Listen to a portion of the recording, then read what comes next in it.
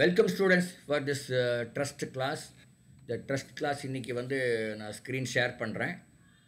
We will start working out some questions in science. அறிவியலில் சில கேள்விகள்லாம் பார்க்கலாம். கொஞ்சம் மேத்ஸ்லேயும் கேள்விகள் பார்க்கலாம் இன்னைக்கு. ஓகே,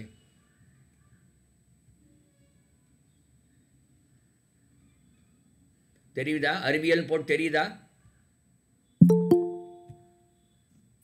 தெரியுது சார். தெரியுது சார்.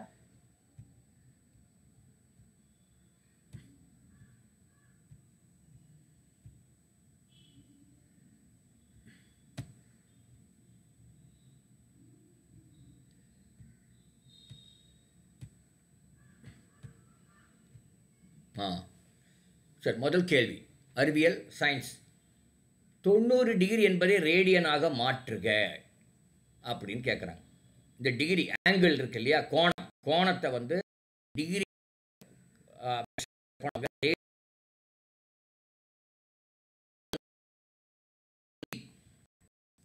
தெரியுமா?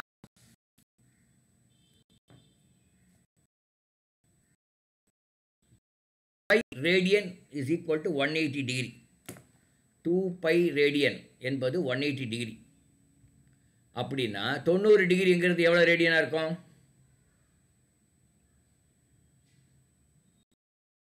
2 பை ரேடியன் என்பது 180 டிகிரி. அப்படின்னா 90 டிகிரி என்பது எத்தனை ரேடியனாக இருக்கும்னு கேட்குறோம்.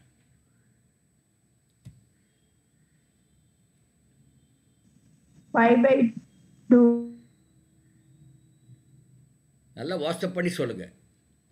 தப்பா சொல்றத சீக்கிரமா சொல்றீங்க. Option 4 sir. நல்லா வாட்ஸ்அப் பண்ணி சொல்லுங்க.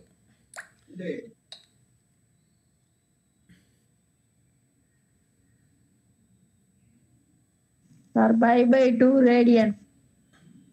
π/2 ரேடியனா?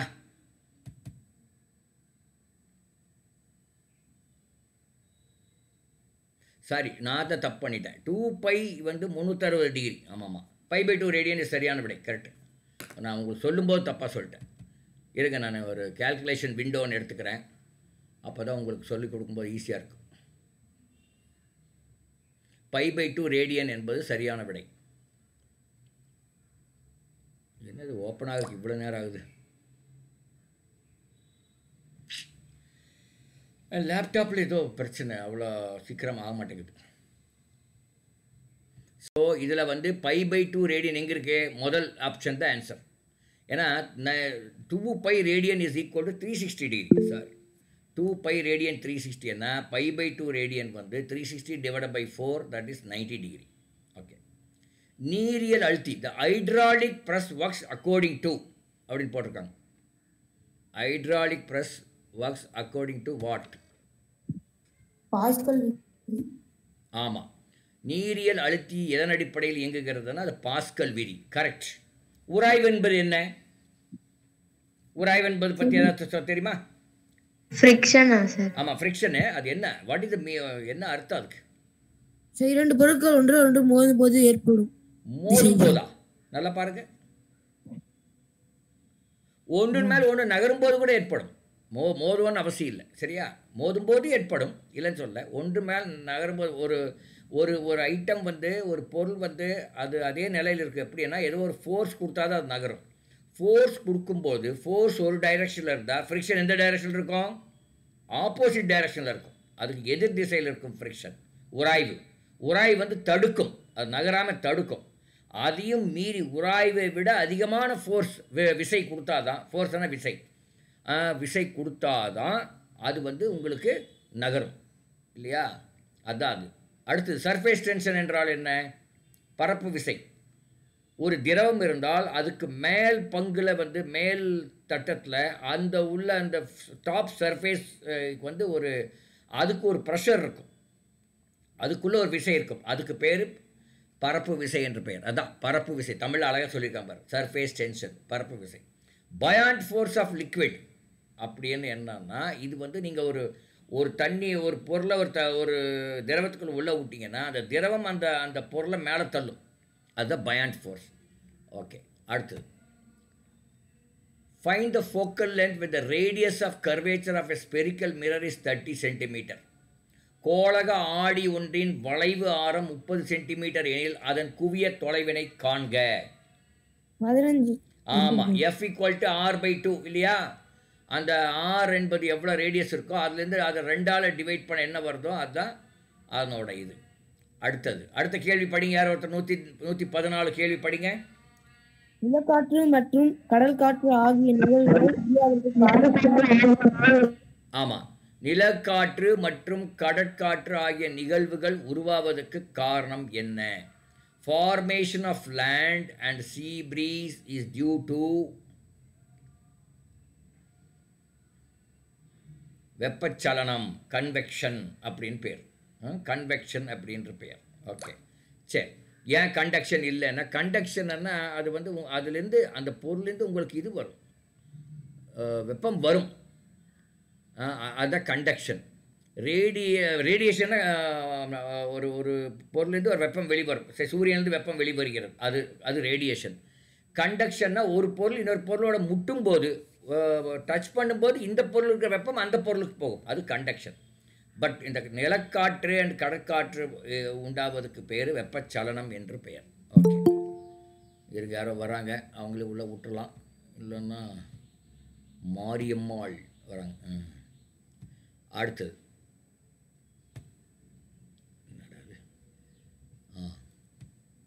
எஸ், அடுத்த கேள்வி.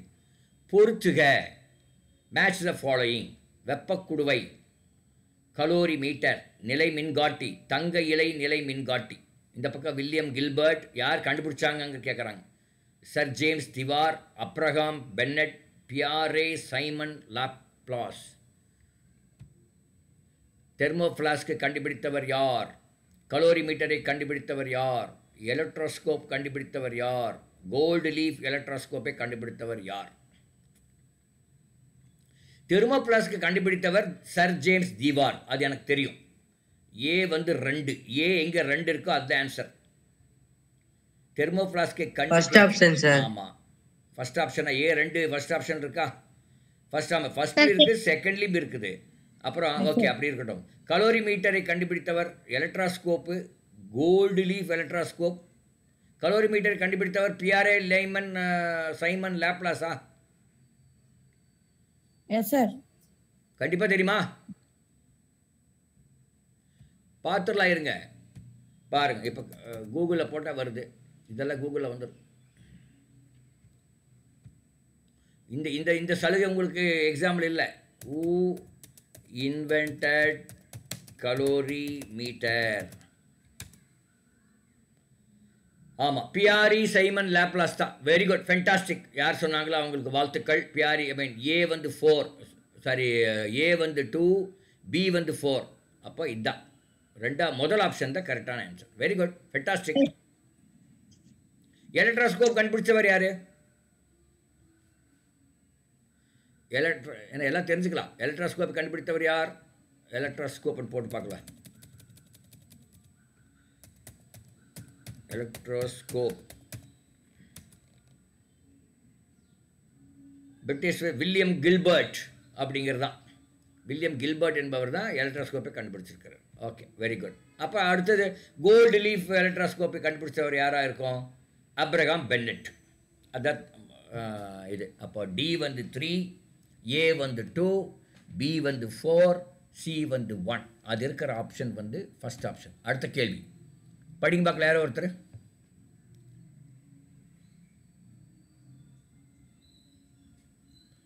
116வது கேள்வியை தமிழ்லையோ இங்கிலீஷ்லையோ யாரோ ஒருத்தர் படிங்க. ஒரு உலோகத்தின் தன் வெப்ப ஏற்பு திறன் மதிப்பு 200 கிலோகிராம். எப்படி படிக்கணும்? இருங்க, படிக்கிறதே தப்பா படிக்கக்கூடாது. 200 joules per kilogram per kelvin அப்படின்னு படிக்கணும். படிங்க பார்க்கலாம். 200 ஜூல்ஸ் 1 கிலோ. 1 கிலோ இல்ல, பர் கிலோகிராம். கேஜி -1 போட்டால் அது பர் கிலோகிராம்னு படிக்கணும். அதே மாதிரி பர் கெல்வின். எப்படி இதெல்லாம் உங்களுக்கு ஒரு 8வது 9வது சொல்லிக் கொடுக்கும்போது அது எப்படி படிக்கணும்னா சொல்லி கொடுத்துருக்கணுமே. தெரியாமல் இருக்கீங்க, ஆச்சரியமாக இருக்குது. எனிவே படிங்க, நல்லா படிங்க. நிறையுள்ள உலோகத்தின் வெப்பநிலையை 125 டிகிரி செல்சியஸ் இலிருந்து 325 டிகிரி செல்சியஸ் ஆக உயர்த்த தேவைப்படும் வெப்ப ஆற்றலின் மதிப்பை காண்க. மதிப்பை காண்க. அப்போது ஒரு டிகிரி 1 கிலோ அண்ட் ஒரு பொருளை அதனுடைய வெப்பத்தை உயர்த்துவதற்கு 1 டிகிரி கெல்வின் உயர்த்துவதற்கு 200 ஜூல்ஸ் வேணும். இப்போ 125 டிகிரி செல்சியஸ்லேருந்து 325 டிகிரி செல்சியஸ் மாற்றம் பண்ணால் 200 டிகிரி நம்ம இன்க்ரீஸ் பண்ணணும். அப்போ என்ன பண்ணணும்? அப்போ 200 இன்ட்டு 200 இது 1 கிலோவுக்கு. அப்போ மற்ற 2 கிலோன்னு சொல்கிறாங்க, இன்ட்டு 2 போடணும். இப்போ எவ்வளோ ஆச்சு? 200 இன்ட்டு 200 இன்ட்டு 2 எவ்வளோ வரும் சொல்லுங்க பார்க்கலாம்.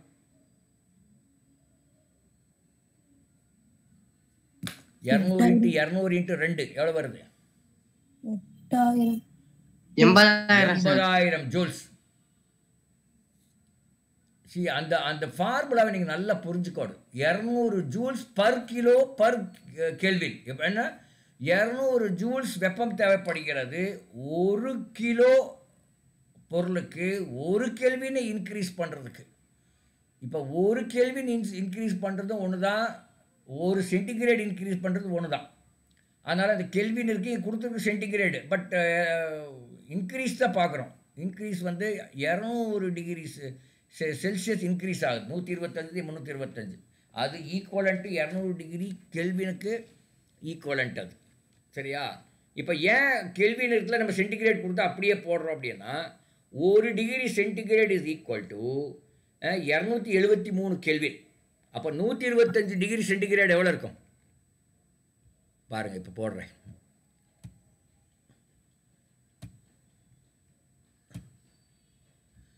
ஒரு டிகிரி 1 சின்னு போடுங்க. 1 degree Celsius equal to 273 kelvin.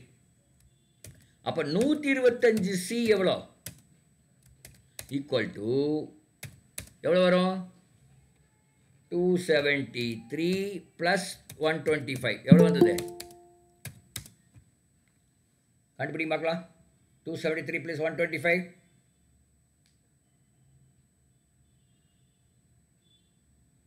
கூட்டல் தானப்பா, சொல்லுங்க. 398. ஏன் இதை சொல்றதுக்கு ஏன் அவ்வளோ கஷ்டம் உங்களுக்கு? சும்மா வந்து இந்த ஸ்கூல் மாதிரி வந்து உட்காந்துட்டு போறதுக்கு வராதிங்க. அது வராமல் வீட்லேயே உட்காந்துக்குங்க. உங்கள் ஸ்கூலில் அப்படி மங்கு அடித்து வச்சுருக்காங்க, எதுவும் பேசக்கூடாதுன்னு பண்ணி வச்சிட்டாங்களோ. இங்கே எல்லாம் பேசணும், பேசிகிட்டே இருக்கணும். அடுத்து 325 சின்னா என்ன அர்த்தம்? எவ்வளோ கெல்வின்? 273 ப்ளஸ் 325 எவ்வளோ ஆச்சு? 598 கெல்வின். அப்போ இந்த ரெண்டுக்கு வித்தியாசம் எவ்வளோ? அதே 200 தான் இல்லையா? 598க்கு 398க்கு வித்தியாசம் 200.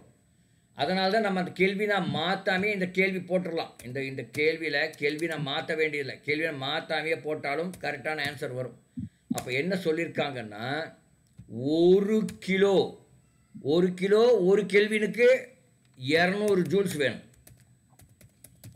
அப்படின்னா 200 கெல்வின் அண்ட் 2 கிலோவுக்கு எவ்வளோ வேணும்னு கேட்குறாங்க. Equal to 200 into 200 80,000 sir. 80,000 joules. இதுதான் ஆன்சர். Okay, very good. போகலாம், நெக்ஸ்ட் கொஸ்டின் போகலாம். பேசணும். நீங்கள் பேசலைன்னா ஒன்றும் யூஸ் ஆகாது. இந்த கிளாஸ்க்கே எனக்கு வந்து பிரயோஜனம் இல்லை பேசலைன்னா. உங்கள் ஸ்கூலு நினச்சிட்டிங்களா? உங்கள் ஸ்கூலில் ஒன்றும் பேச வேண்டாம், வாத்தியார் மட்டும் பேசிட்டு போவாருன்ட்டு. அப்படின்னு இருக்கக்கூடாது. பாரு, இப்போ லேட்டாக வேறு வராங்க, இது பெரிய தொந்தரவாக இருக்குது. எல்லாம் கரெக்ட் டைம் வாங்கம்மா. இந்த மாதிரி லேட்டாலாம் வரக்கூடாது. இனிமேல் நான் உள்ளே விட மாட்டேன். இன்றைக்கி ஏதோ பாவன்னு விட்டேன். லேட்டாக வரோன்னா வராதிங்க. ஒரு 2 நிமிஷம் 1 நிமிஷம் லேட்டானா பரவாயில்ல. அதுக்கப்புறம் லேட்டானா வராதிங்க. 9ன்னா 9:01 வந்துடணும். இப்போ 9:20 இப்படியெல்லாம் வரக்கூடாது. நீங்கள் நெக்ஸ்ட் டைம் 9:05க்கு மேலே யாரும் உள்ள விட முடியாது. நீங்கள் படித்தா படிக்காட்டி போங்க. டிசிப்ளினே இல்லாத ஆட்களாக இருக்கீங்க எல்லாரும். தெரியுமில்ல 9 மணிக்கு என்ன நான் எத்தனை தடவை போடுறேன்? 9 மணிக்கு கிளாஸுன்னு போடுறேன் இல்லையா? இப்போ நீங்கள் வரணுமில்ல, அது கரெக்டா? ஏம்மா, நான் தமிழில் தான் போடுறேன், இங்கிலீஷ் தான் போடுறேன். ஓகே, பொறுத்துக்க பாருங்கள். ஒரு சைடு என்னென்ன போடு கொடுத்துருக்காங்க, இன்னொரு சைடு என்ன கொடுத்துருக்காங்க படிக்க பார்க்கலாம்.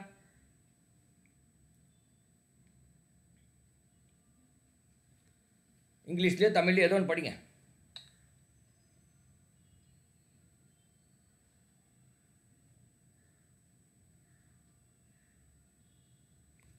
படிங்கம்மா. என்ன பிரச்சனை உங்களுக்கு? பார்த்து படிக்கல, என்ன பிரச்சனை? Match the following. பார்த்து படிக்க என்ன பிரச்சனை கேட்குறேன். 1 ஏக்கர் இருங்க எடுக்கிறேன். 1 ஏக்கர் 3.28 அடி. 1 ஹெக்டர் 10.76 சதுர அடி. 1 மீட்டர் 4047 மீட்டர் ஸ்கொயர். 1 சதுர மீட்டர் 2.47 ஏக்கர். இப்போ மேட்ச் த ஃபாலோயிங் பண்ணுங்க. 1 ஏக்கர்னா எவ்வளோ எவ்வளோ மீட்டர் ஸ்கொயர் வருமா? சதுர அடி எது correct?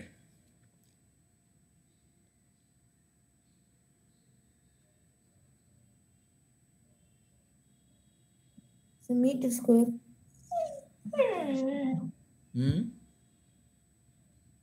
4047 metre square. 4047 metre square. Correct, very good. அடுத்தது 1 ஹெக்டேர்னா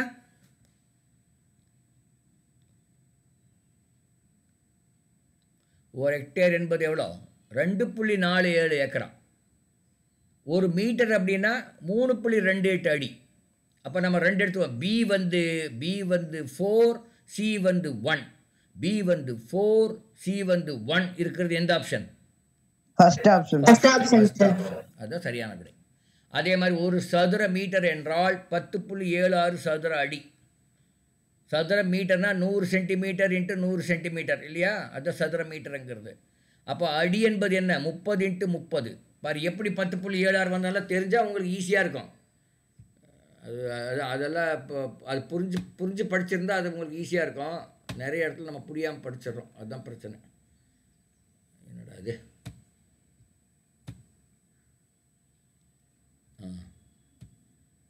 பாருங்க, 1 மீட்டர் அப்படின்னா நமக்கு தெரியும் 100 சென்டிமீட்டர்னு தெரியும். 1 அடிக்கு எவ்வளோ சென்டிமீட்டரு? 30 சென்டிமீட்டர். ஒரு ஸ்கேல் எவ்வளோ? 30 சென்டிமீட்டர். அப்போது 1 மீட்டர் அப்படின்னா எவ்வளோ அடி வரும்? 100 டிவைடட் பை 30 எவ்வளோ வருது? 3 ஆக்சுவலி 2 4 3 வரும். 3.3 அந்த மாதிரி வரும். ஓகே, இதுதான் 1 மீட்டருக்கு இவ்வளோ ஃபீட். 1 மீட்டருக்கு 3.3 ஃபீட். அதே மாதிரி 1 ஸ்கொயர் மீட்டருங்கிறது 100 இன்ட்டு 100 10,000 ஸ்கொயர் சென்டிமீட்டர். அப்போ ஒரு ஸ்கொயர் ஃபூட்டுக்கு 30 இன்ட்டு 30 அப்போ எவ்வளோ? 900 ஸ்கொயர் சென்டிமீட்டர். அப்போது இது வந்து 1 ஸ்கொயர் மீட்டர். அப்போ இதிலேருந்து என்ன கண்டுபிடிக்கலாம்? 1 square metre equal to 1 square metre equal to எவ்வளோ வருது? 10,000 டிவைட் பை 900 எவ்வளோ வருதுன்னு பாருங்கள். 10,000 டிவைட் பை 900 எவ்வளோ வருது? 100 டிவைட் பை 9. 100 divide by 9. ஏன்னா அதை 2 0 அடிச்சிட்டேன். எவ்வளோ வந்துருக்கு பாருங்கள்.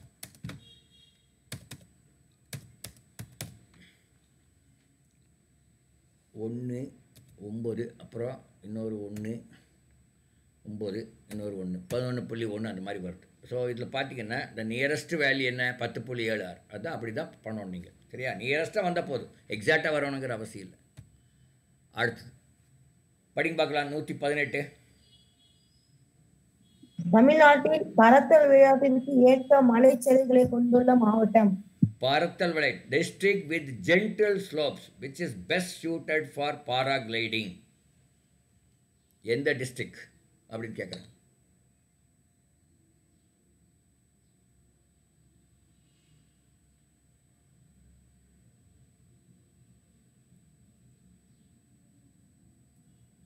ஸோ இது வந்து சோஷியல் சயின்ஸ் கேள்வி மாதிரி வந்துருச்சு. ஆனால் அது சயின்ஸில் தான் வந்திருக்கு.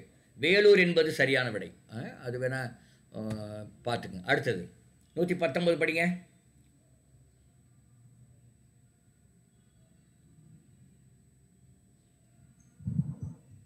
convert 40 degrees Celsius into Fahrenheit. இல்லை 119 படிங்க. 119.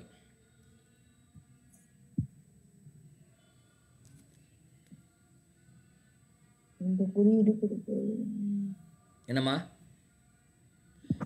என்ற குறியீடு குறிப்பது எது? அப்படி குறியீடு போட்டிருக்கிறாங்க. திஸ் சிம்பிள் டினோட்ஸ் எதை டினோட் பண்ணுது? மின்கல அடுக்கு. மின்கல அடுக்கு, பேட்டரி. இதே ஒரு சிம்பிள் இருந்தான்னு வச்சுக்க. இங்கே பாருங்க, ரெண்டு பெரிய கோடு, 2 சின்ன கோடு இருக்கு மேலேயும் கீழையும். அதுக்கு பதிலாக ஒரு பெரிய கோடு ஒரு சின்ன கோடு இருந்தால் அது எதா இருக்கும்? அந்த சிம்பிள் எதை குறிக்குது?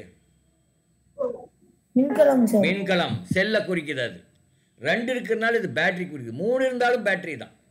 சரியா? கனெக்டிங் ஒயர் எப்படி இருக்கும்? அப்படியே நீளமாக ஒரு கோடாக இருக்கும்.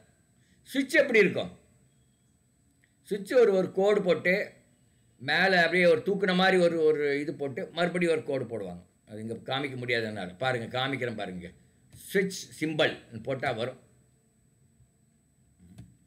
சுவிட்ச் சிம்பிள் நீங்கள் தெரிஞ்சுக்கணும். ஒன்று படிக்கும்போதே மற்றதையெல்லாம் தெரிஞ்சுக்கணும். சரியா? சுவிட்ச் சிம்பிள் இப்படி இருக்கு பாருங்க. இந்த மாதிரி இருந்தால் சுவிட்ச் சிம்பிள். புரிஞ்சுதா? இப்போ கனெக்டிங் ஒயர் சிம்பிள் பாருங்க, வேறு ஒரு லைன் மாதிரி தான் இருக்கும். Connecting wire simple, connecting wire simple பாரு. இதெல்லாம் இது பாரு, ஒயர் லைன் மாதிரி தான் இருக்கும். சரியா? அது மாதிரி நீங்கள் இதெல்லாம் இப்படி தான் படிக்கணும். அதாவது இப்போ கூகுள் வச்சு படிக்கணும்னு சொல்லலை, உங்கள் புக்கிலே அதெல்லாம் இருக்கும். அடுத்த கேள்வி படிங்க. 40 டிகிரி செல்சியஸை ஃபாரன்ஹீட் அளவிற்கு மாற்றவும்.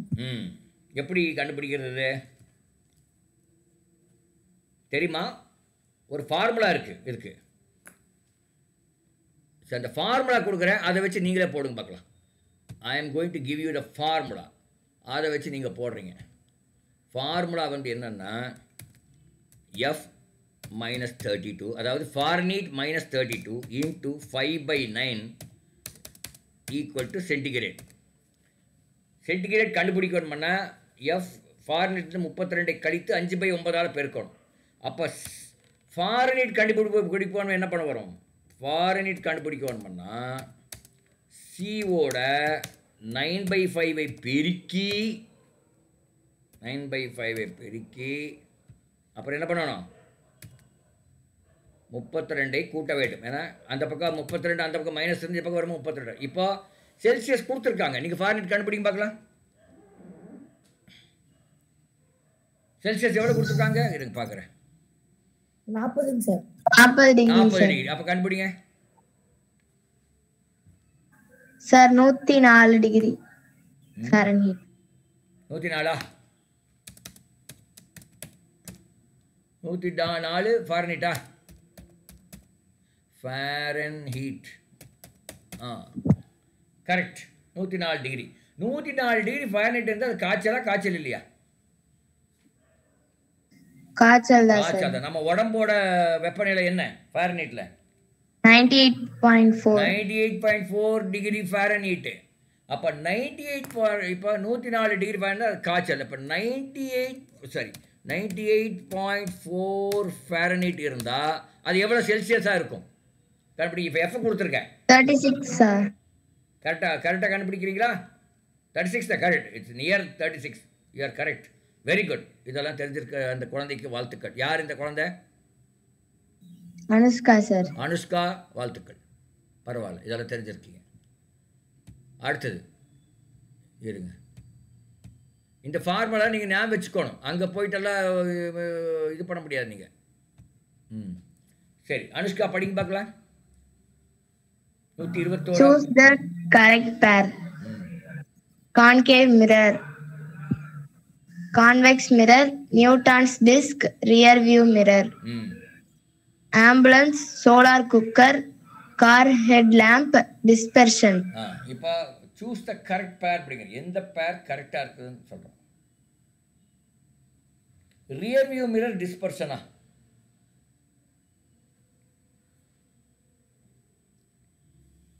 ரியர் வியூ மிரர் அப்படின்னா இந்த பஸ் கண்டக்டர் பக்கத்தில், பஸ் டிரைவர் பக்கத்தில், அவர் சீட்டு பக்கத்தில் ஒரு சின்னதாக ஒரு மிரர் வச்சிருக்காங்க. Car headlamps. அது கார் ஹெட்லாம்ப்ஸ். அதனால் ரியர் வியூ மிரர் டிஸ்பர்ஷன் அது கரெக்ட் ஆன்சர் கிடையாது. 4 கரெக்ட் இல்லை.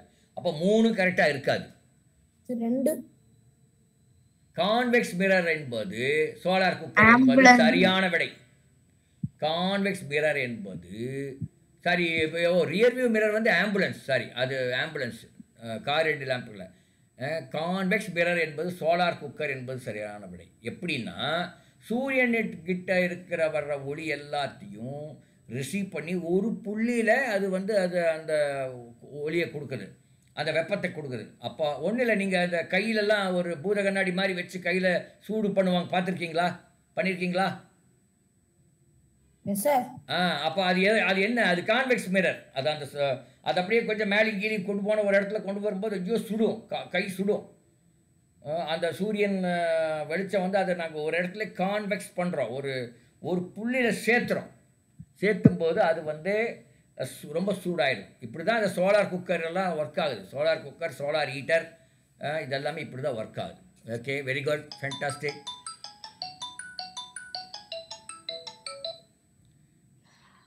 வருண், நான் ஒரு கிளாஸில் இருக்கேன், நான் ஈவினிங் பேசட்டுமா? ஈவினிங் பேசுகிறேன் நான். ஆமாம், ஓகே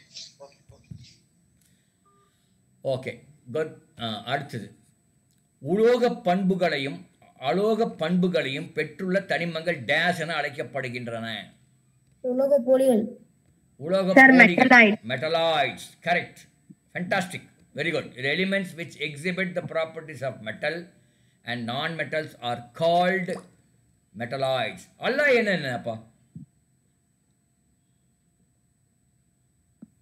அல்லாஹ் என்றால் என்ன? அது உலோக கலவை என்றால் என்ன?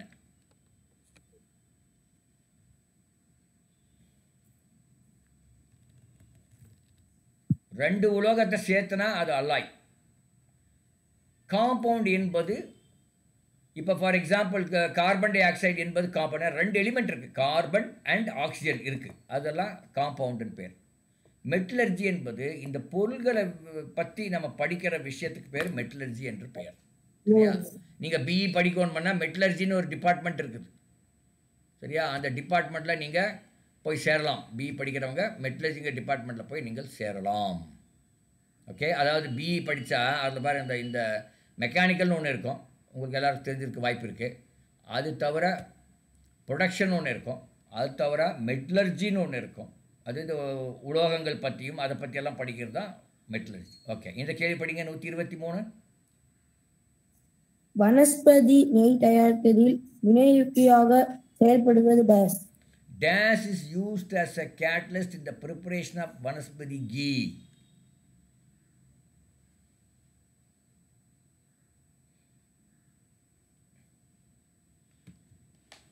இப்போ இதில் ஓகே, நமக்கு ஆன்சர் தெரிலன்னா கூட Sir, nickel. நிக்கல் தான் சரியான விடை. அது நமக்கு தெரிலன்னா கூட நீங்கள் ஓரளவுக்கு கெஸ் பண்ணலாம். வனஸ்பதிங்கிறது என்ன? அது ஒரு கீ மாதிரி இருக்கும். டால்டான்னு நம்ம ஊர் வீட்டில் சொல்லுவாங்க, டால்டா அப்படிம்பாங்க. அதுக்கு போய் கேஸ்ட் ஐரன் யூஸ் பண்ணுவாங்களா? அதே ஒரு இரும்பை யூஸ் பண்ணுவாங்களா? கிடையாது. ஹைட்ரஜன் சல்ஃபைடு என்பது ஒரு கேஸு. ஹைட்ரஜன் சல்ஃபைடு கேஸு அது எதுக்கு? அதனுடைய இது என்ன? அதனுடைய கேரக்டரிஸ்டிக்ஸ் என்ன? ஹைட்ரஜன் சல்ஃபைடு கேஸ் வந்து என்ன ஸ்மெல் வரும்?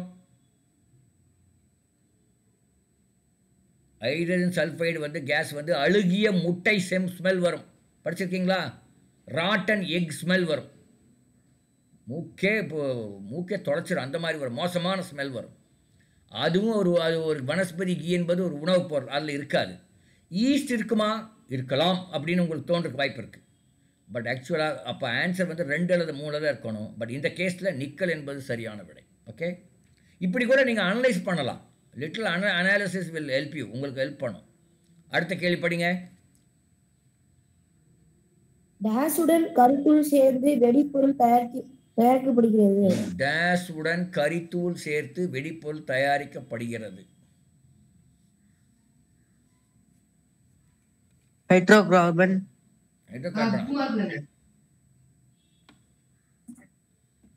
சரி, எனக்கு திடீர்னு மறந்துடுச்சு, நான் பார்க்குறேன் இருங்க. வென் டேஸ் மிக்ஸ்டு வித்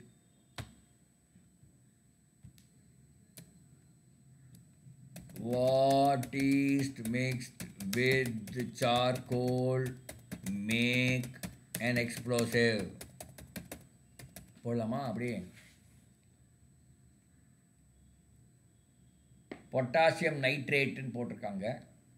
இல்லை அங்கே என்னென்ன ஆன்சர் கொடுத்துருக்காங்க? Gun powder consist of sulphur and charcoal mixed with potassium nitrate. The basic mixture was in fact Chinese chemical. இருங்க, என்னென்ன கொடுத்துருக்காங்க? Nitrogen, hydrocarbon, oxygen, hydrogen. So இதில் நம்ம சொன்னதுக்கும் இதுக்கு சம்மந்தம் இல்லாமல் இருக்குது.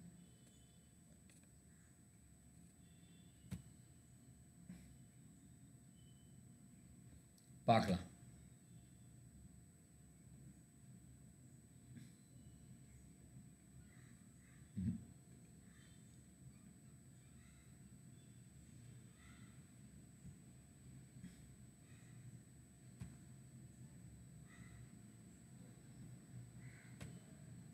When mixed with powder charcoal, use as charcoal mixed with the oxidizer such as potassium nitrate. Oxygen அப்போ அது ஆக்சிஜன். ஆக்சிடைசர்னா அந்த பொட்டாசியம் நைட்ரேட்டில் உள்ள ஆக்சிஜன் தான் எடுத்துக்குது. இங்கே பாருங்க, இல்லை பாருங்க. when mixed with powder charcoal used as dash when mixed with nitrogen என்பதை கொடுத்துருக்காங்க. சரியான விட நைட்ரஜன் தான். ஏன் ஆக்சிஜன் இல்லைன்னு தெரில. எனவே நீங்கள் செக் பண்ணுங்கள் வீட்டில் போய், நைட்ரஜனா ஆக்சிஜனான்னு. இங்கே ஆன்சர் நைட்ரஜன் கொடுத்துருக்காங்க, அதனால் அதுதான் கரெக்டாக இருக்கும். ஓகே, அது செக் பண்ணிங்க. அடுத்தது 125 பாருங்கள், படிங்க. Dry ice is இது அடிக்கடி நீங்கள் படிச்சிருப்பீங்க. திடநிலையில் உள்ள நைட்ரஜன். திடநிலையில் உள்ள நைட்ரஜன் ஒருத்தர் சொல்கிறாரு, கரெக்டா?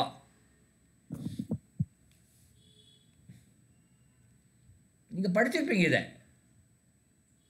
எங்கேயாவது 7வதுலேயோ 6வதுலேயோ படிச்சிருப்போம். திடநிலையில் உள்ள கார்பன் டை ஆக்சைடுக்கு பேர் தான் உலர் பனிக்கட்டி என்று பெயர். Solid form of carbon dioxide is called dry ice. Okay, இது அஃப்கோர்ஸ் இது நீங்கள் படித்து ஞாபகம் வச்சுக்கோணும், அப்போ தான் பண்ண முடியும். அடுத்தது சரி, இதை வந்து நான் 126 ஸ்கிப் பண்ண 127 போயிடலாம். மாறா விகித விதியை கூறியவர் யார்? Law of constant proportion was proposed by. Law of constant proportion. J.J. Thomson, Lavoisier, John Dalton, Joseph Proust. Lavoisier அவர் கிடையாதுன்னு நினைக்கிறேன். எனவே பார்ப்போம். Law of constant என்னது? Proportion, sir. Law of constant proportion is proposed by போடலாம். Proposed by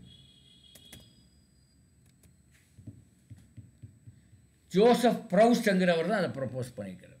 Lavoisier என்பது என்ன கண்டுபிடிச்சார் தெரியுமா? ஆக்சிஜனை கண்டுபிடிச்சவர் அவர். ஜே.ஜே. தாம்சன் என்ன கண்டுபிடிச்சார் பார்த்துடலாமா? பார்க்க ஜே.ஜே. தாம்சன் என்ன தான் கண்டுபிடிச்சாருன்னு பார்க்கலாம். நீங்கள் ஒரு கேள்வி எடுத்தால் இப்படி தான் மெதுவாக ஒவ்வொன்றா படித்தாதான் நீங்கள் போய் உங்களுக்கு அந்த நாலேஜ் இம்ப்ரூவ் ஆகும். Thomson, J J. தாம்சன் எலக்ட்ரான், அவர் எலக்ட்ரானிக்ஸு எலக்ட்ரான் அதில் கண்டுபிடிச்சிருக்காரு ஏதோ ஒன்று. அடுத்தது இன்னொருத்தர் யார்? ஜான் டால்டன் என்ன பண்ணியிருக்கான்னு பார்ப்போம். John Dalton. ஜான் டால்டன் வந்து சம் ஆஃப் ஜான் டால்டன்ஸ்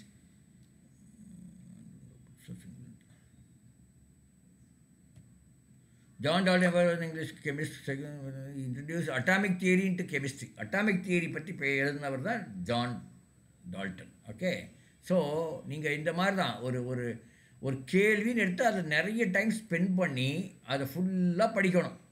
இப்படி படித்தா தான் நீங்கள் ஜெயிக்க முடியும். நீங்கள் சும்மா இந்த கேள்வி பதில் மாதிரி எல்லாம் படித்து போனால் ஜெயிக்க முடியாது. நீங்கள் அவங்க அந்த புக் பேக் படித்து எல்லாம் கெட்டு போயிருக்கீங்க.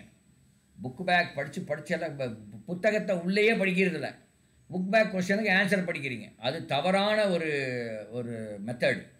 அதனால தான் உங்களுக்கு இவ்வளோலாம் தெரியாமல் போகிறதுக்கு அந்த காரணம். அடுத்த கேள்வி, வேதியியல் மாற்றம் நிகழ்வது. Chemical change takes place. எது கெமிக்கல் சேஞ்ச்?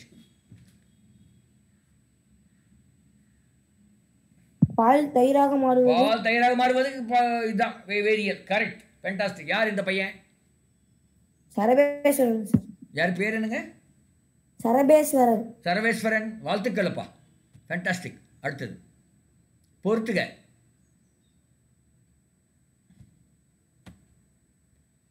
இது வந்து எல்லாம் பயாலஜியில் வருது. எறும்பு, தாவரங்கள் மற்றும் விலங்குகள், திராட்சை, பால். And plant and animal, grapes, milk. Sir கெமிஸ்ட்ரியில வருது. ஆமாம், கெமிஸ்ட்ரியில் வருது. சரி, ஆமாம். பால் வந்து என்ன? லாக்டிக் அமிலம் தான் பால், லாக்டிக் ஆசிட் தான் பால். கிரேப்ஸ் வந்து டார்டாரிக் ஆசிட். இப்போ சி வந்து 2, டி வந்து 3. சி வந்து 2, டி வந்து 3. எங்கே இருக்குது? ஓ, 2ல் இருக்குது அது. அடுத்தது பாருங்க, பிளான்ட் அண்ட் அனிமல், கரிமா. fourth option. ஆண்ட் வந்து ஃபார்மிக் ஆசிட். ஃபோர்த் ஆப்ஷனா? ஏன் அப்படி? சி வந்து 2, டி வந்து 3, பி வந்து 1. பி வந்து 1. ஆமாம், பிளான்ட் அனிமல் ஆர்கானிக் ஆசிட். ஏ வந்து ஆண்ட் வந்து ஃபார்மிக் ஆசிட். வெரி குட், வாழ்த்துக்கள். யார் ஃபோர்த் ஆப்ஷன் சொன்ன பையனுக்கு என்னோட வாழ்த்துக்கள். அடுத்தது வாழ்த்துக்கள், வாழ்த்துக்கள். படிங்க பார்க்கலாம். இது 130. இது ஏதோ இது பயாலஜி மாதிரி இருக்கு. சரி, எனவே பரவாயில்ல, படிங்க.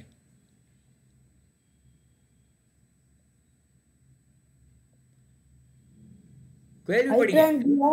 ஹைட்ரான்ஜியா நெக்ரோபைலா காரத்தன்மையுள்ள மண்ணில் டேஷ் வண்ணத்தில் பூக்கும். இது ஏதோ ஃப்ளவர் ஆட் இருக்குது. இன் அசிடிக் சாயில்,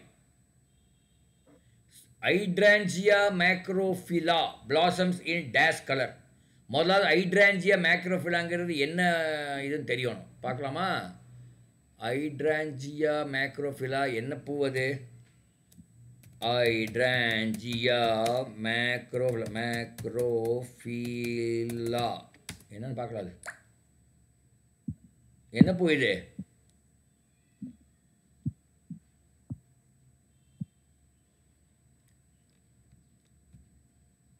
என்ன பூ? சாமந்தி பூ மாதிரி இருக்கா? இது ஒரு வகையான பூன்னு வச்சுக்கலாம். அது என்ன கலரில் வருதுன்னு பார்க்கலாம். ப்ளூ, பிங்க் அண்ட் ப்ளூ வருது. பிங்க் ஆர் ப்ளூ வருது. இப்போ இங்கே ஆன்சர் என்ன கொடுத்துருக்காங்க? நீலம், பிங்க்கு கொடுக்குறாங்க. பிங்க்கு, ப்ளூ ரெண்டும் கொடுத்துருக்காங்க. ஐ திங்க் பிங்க்கு தான் சரியான விடைன்னு நினைக்கிறேன். ஓகே, ரெண்டு அது மாதிரி இந்த மாதிரி ஒரு கன்ஃபியூஸாக மாதிரி கொடுக்க மாட்டாங்க ஆக்சுவலாக. ஓகே, அடுத்தது லிக்விட் பெட்ரோலியம் கேஸ் ஈஸ்.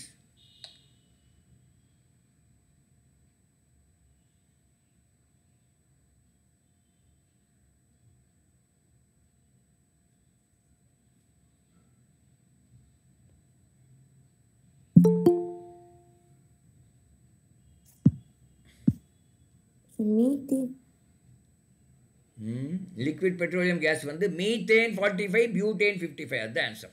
இதெல்லாம் நீங்கள் தெரிஞ்சிருக்கணும். அது தெரியாமல் போட முடியாது. ஓகே, அடுத்தது சுற்றுச்சூழலை பாதிக்காத வாயு. எந்த வாயு சுற்றுச்சூழலை பாதிக்கிறதுல?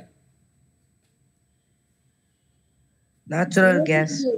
நேச்சுரல் கேஸ் வந்து அதெல்லாமே ஹைட்ரோ கார்பன்லேருந்து எடுக்கிறது தான். கார்பன் டை ஆக்சைடும் சுற்றுச்சூழல் பாதிக்குதுன்னு நம்ம எல்லாருக்கும் தெரியும். கார்பன் மோனாக்சைடும் பாதிக்கும். நைட்ரஜன் தான் பாதிக்காது. ஏன்னா நைட்ரஜன் தான் காற்றுலேயே இருக்கேன். காற்றுலேயே 78% நைட்ரஜன் தான். அதனால் அது பாதிக்காது. அதுதான் பாரியா, இதுக்கு ரொம்ப காமன் சென்ஸ் தான். காற்றுல என்ன இருக்குது? 78% நைட்ரஜன், ஆக்சிஜன் 20%, என்னமோ ஒன்று, மற்றதெல்லாம் 3%. அப்போது நைட்ரஜன் பாதிக்கிறதுனா நம்ம இத்தனை நாள் செத்து போயிருப்போம் இல்லையா? நம்மளால் உயிரோடு தான் இருக்கோம். அதனால் நைட்ரஜன் என்பது சரியான விடை. பார்த்தீங்க, ரொம்ப ஈஸியாக தான் கேட்பாங்க. உங்களுக்கு அது கொஞ்சம் காமன் சென்ஸ் யூஸ் பண்ணணும். அடுத்தது இதெல்லாம் பாக்டீரியா வகையறா, பந்து வடிவ பாக்டீரியா, அதெல்லாம் எனக்கு தெரியாது இது. அதனால் நான் ஸ்கிப் பண்ணுறேன். தெரியாத ஸ்கிப் பண்ணிட்டு போய் மற்றதெல்லாம் நம்ம படிக்கணும், அதாவது எழுதணும் எக்ஸாமில். E. coli bacteria in human intestine helps in synthesising dash and dash. தெரில, எனக்கும் தெரில. உங்களுக்கு தெரியுமா? ஓகே, அடுத்தது போவா. 136 பாருங்கள். தாவர உலகத்தின் இரு வாழ்விகள் என அழைக்கப்படுவது எது? ஆம்பிபியன்ஸ், அதாவது தண்ணியிலையும் இருக்கும் நிலத்துலையும் இருக்கும். அதுக்கு பேர் என்ன? Amphibians are called pteridophytes, bryophytes, gymnosperms, angiosperm. உங்களுக்கு தெரியல? அப்போ பார்த்துடலாம். ஃபர்ஸ்ட் ஆப்ஷன் என்ன? டெரிடோஃபைட்ஸா? கண்டிப்பாக தெரியுமா? சரி, நான் ஒத்துக்கிறேன். அப்படி கண்டிப்பாக தெரியும்னு வச்சுக்கலாம். 137 பாடுங்க. கண்ணின் வெண்மை பகுதி என அழைக்கப்படுவது. White of the eye is called.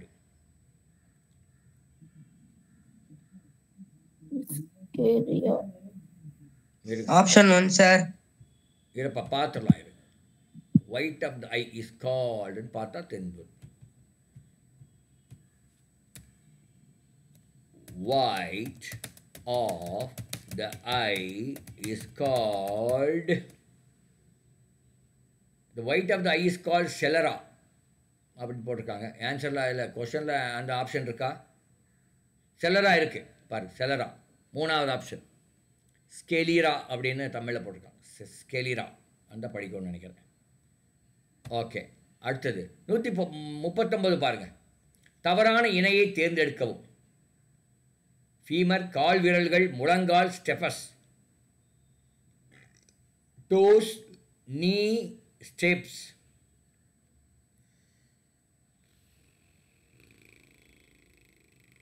Incorrect பேரை தேர்ந்தெடுக்கும். டோஸு டார்சல் ஒன்று தான் நினைக்கிறேன், அதனால் அது கரெக்ட் பேர். இன்கரெக்ட் பேர் கேட்குறான், எனக்கு தெரியல. இதை கூகுளில் கண்டுபிடிக்க முடியாது, அதனால தான் அதை நான் ஸ்கிப் பண்ணுறேன். 140 பாருங்க, படிங்க. 140. விலங்குகளின் தோலிலிருந்து பெறப்படும் தடித்த உரோமங்கள் டாஸால் ஆனது. எதால் ஆனது அந்த தோல்? The thick coat of hairs obtained from animal are made up of Fat, sir. fat. Very good, fantastic. அடுத்த கேள்வி படிங்க. அடுத்த கேள்வி ஈஸி, உங்களுக்கு தெரியும். தமிழ்நாட்டின் மாநில விலங்கு எது? மறையாடு. Fantastic, very good very good. இதெல்லாம் நல்லா பண்ணிட்டீங்க. ஓகே, நம்ம இந்த கூற்று கீட்டெல்லாம் நான் போகிறேன், ஏன்னா ஃபுல் பேஜில் கொண்டு வர முடியல என்னால். அடுத்தது 144. பாஸ்டியர் முறையில் பாலை குறிப்பிட்ட நேரம் வரை காய்ச்ச எடுத்துக்கொள்ளும் வெப்பநிலை.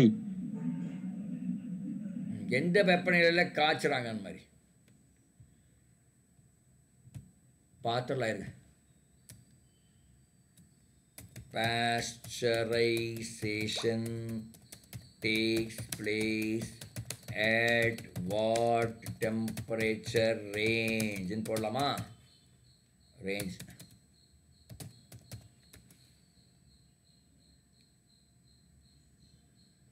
பாருங்க. 60 degree low temperature long time 63 degree centigrade. இருங்க. High temperature 72, ultra high temperature short time 72. அப்போ 63 to 72 தான் ஆன்சர். 63 to 72 எங்கே இருக்குது? 60 இதாக தான் இருக்கும். 60 to 65 அதுதான் ஆன்சர். ஓகே, அடுத்தது அவ்வளோதான், முடிஞ்சு போச்சு. இது ஒரே ஒரு கேள்வி இருக்குது. 145. குளுக்கோஸ் ப்ளஸ் உயிர்வளி. Glucose plus oxygen. Carbon dioxide plus water. அப்படியா? கரெக்டாக நினைக்கிறேன். Carbon dioxide plus